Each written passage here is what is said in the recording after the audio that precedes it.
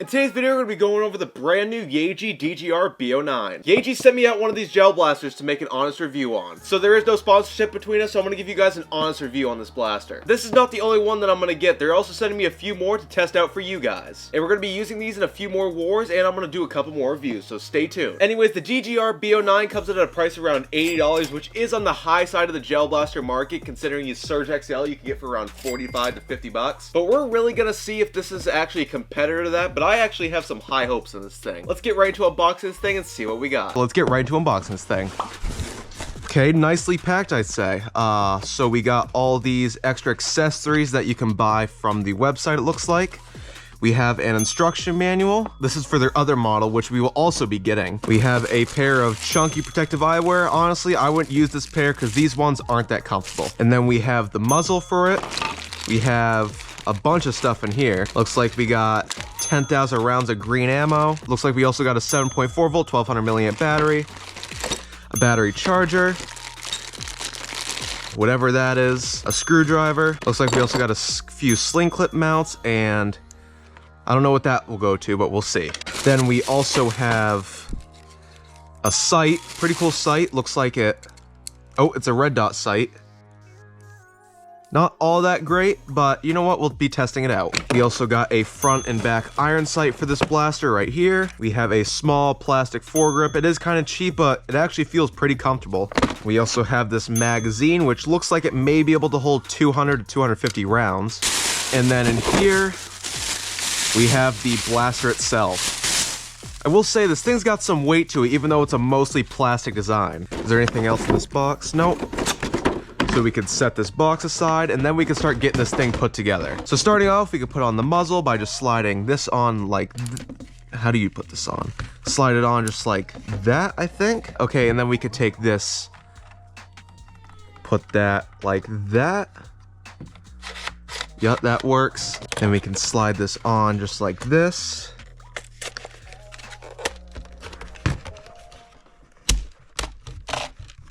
Kind of difficult to get on there, but once you have it on, it's pretty easy to slide around. And then we can tighten that back up. And then we could take our other iron sights. That's the front iron sight right there.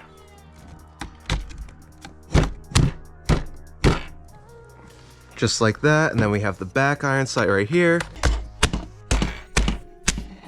There we go. Then we can install the foregrip by just sliding that on right there.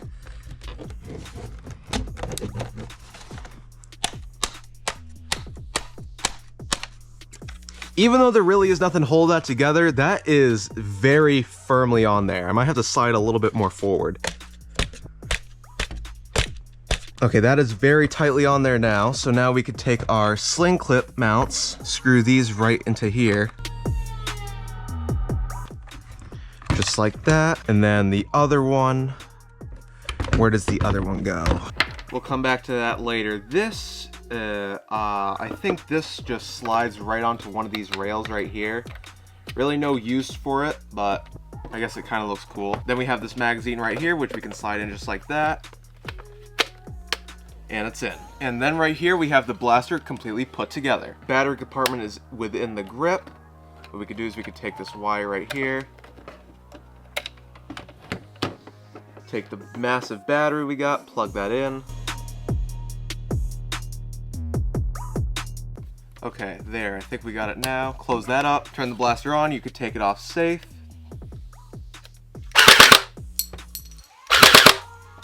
It looks like there's supposed to be like a screw that holds that bolt in. My bad, there's a screw right there, so you're gonna take this piece, slide that on just like that. You're gonna drop the screw down in there, and then you're gonna just screw that together. That way, when you're good to go, you have single shot, you have burst, and then you got full auto. Thing sounds pretty good so far. It's got a lot of weight to the back now that we have a magazine, as I'm sure it's going to be more once we actually have ammo in there. But overall, pretty good build design. Extremely customizable, because these rails are, I'm pretty sure, Picatinny rail mounts, so you can put your own accessories, like a different red dot sight on there if you want. Oh, okay. Found the other sling mount. right there. So that way if you do want to take a sling, you can put it on there, but there really is no use for a sling on this blaster. So anyways, really cool design we got here. I've never seen anything like this, especially with the magazine in the back of the grip. Really cool gun we got here. I really do like when you shoot it, that thing pops back and forth.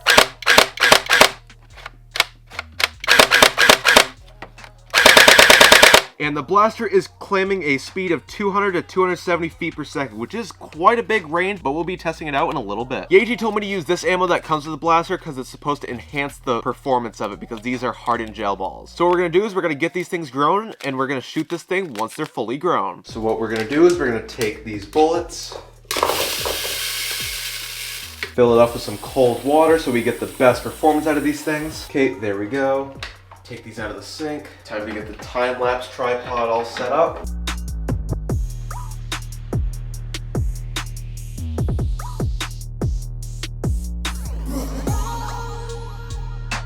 Okay, we got this blaster loaded up with some of the high quality ammo. I did notice that once they're done growing, it's not 10,000 rounds, because 10,000 rounds would fill that whole bucket up. I think it's closer to around 7,000 to 8,000, maybe 7,500. Even though on the box it didn't say how many gellets were included, I was assuming that pack would be 10,000, but as you saw, it was not. Anyways, we have the blaster right here. Let's put it on semi-automatic with this high quality ammo, and let's see how fast this blaster shoots.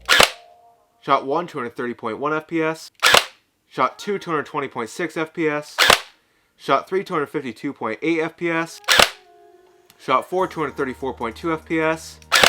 And shot 5, 233.2 FPS. It is within that 200 to 270 foot range that it says it can do. But let's see how fast this thing shoots on fully automatic.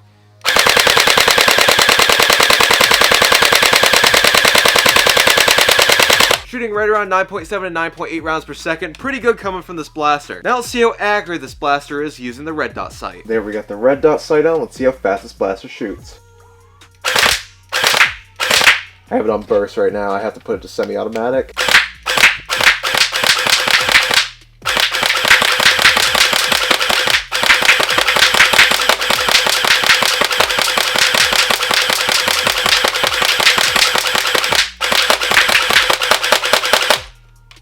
I think I ran out of ammo. Okay, let's get a couple more shots at the target.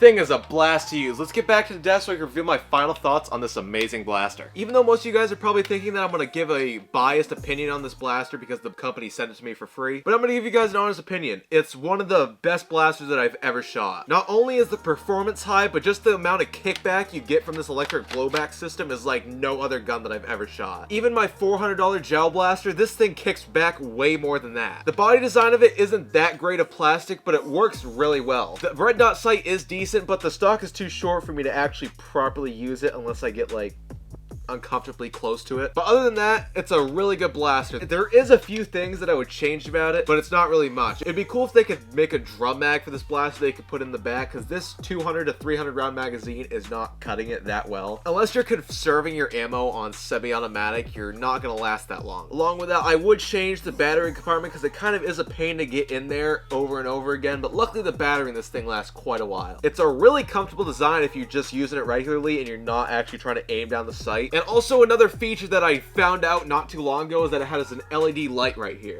So you can change the color by pressing this button on the right side. You can just press it.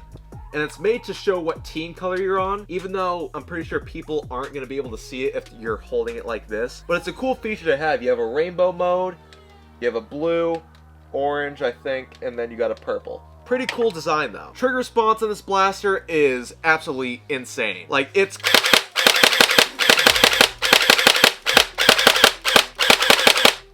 just insane. The two sling clips I honestly won't use really because there's not really a point to put a sling on this blaster. It is decently heavy, but overall compared to other blasters, it's really lightly designed. If I were to remake the top 10 best gel blasters list, this would definitely make it onto the list, no doubt about it. It's crazy that a brand that most people have never heard of are able to make a blaster this good. But in case you do want to get this blaster, it will be linked down in the description. YaGee is sending me a few more of these models to test out, and we're going to be doing some wars with these things, so make sure you stay tuned for that. Anyways, thank you guys for watching. If you want to watch my best gel blasters video, click that video right there. Thank you guys for watching. I hope to see you in that video. In today's video, we're going to be going through my ultimate gel blaster buying guide, also known as my top 10 best gel blaster list. We're going to start off with the best accessories, ammo, stuff like that, and then we're going to move to the 10 best gel blasters that you can get in 2024. And before we start, the prices that I say